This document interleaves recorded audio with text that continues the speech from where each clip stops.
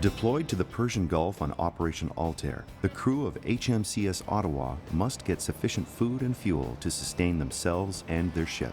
Even today, keeping sailors properly nourished at sea is no small feat and vital to the success of any operation. The answer is for allied and coalition nations to work closely together and help each other out. There are two main challenges that come to mind when thinking about logistics at sea. A ship is a mobile unit, and once at sea, you are in an isolated situation. So the challenge is to make sure that the supply chain takes into consideration those small windows of replenishment that you can take advantage of. Most often, a ship's ability to stay at sea is limited by the depth of stores and food supplies that it carries on board.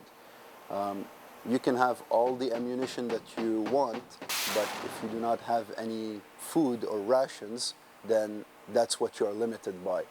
And although we can carry 90 days or even more in terms of frozen food, we can only keep 14 to 21 days worth of fresh vegetables and fruits. Food replenishment is one of the main reasons why we do port visits.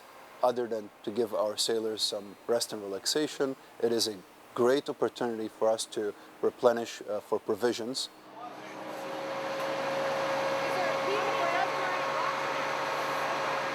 Provisions that we take on board the ship are inspected by our physician's assistant and by the chief cook to make sure that the food quality has not been compromised and that it meets the Canadian health regulations. I'm Able Seaman Chris Brown on HMCS Ottawa. I'm a supply tech. My job is the Vittler, and I pull rations each day for the cooks, and I monitor stock levels in our storerooms. The cooks work 24 hours a day, 7 days a week, preparing roughly 1,500 meals per day. In one day, the cooks will use 45 dozen eggs, 350 kgs of meats, fish, and chicken, 100 liters of milk per day, and also 100 loaves of bread. So we go through a lot of rations. We have 6 store lockers for rations. Fruit and veg will hold anywhere from 14 to 20 days of fresh fruit and veg. Our freezer can hold up to 180 days for deployments. Our flour stores will hold up to 90 days. Our fridge will hold up to 90 days as well. And our potato locker is 6 months. Each stock room will get so full of stock that you won't be able to move around. For instance, our freezer will get packed right to the door, and if you have to pull rations, you'll actually have to take food out and then crawl because you only have about 1.5 feet space to work with. The amount of fuel that we take on board HMCS Ottawa cannot be underestimated. So far, it represents the greatest amount of our expended budget. Every 3 or 4 days, we could be refueling, and that fueling may cost anywhere between $150,000 and $200,000.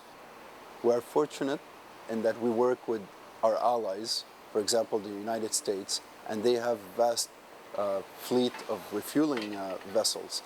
We do have the option of fueling from, per se, the Indian Navy or the Japanese Navy, which has support tankers in the Arabian Gulf. This ship takes a lot of fuel, that's for sure.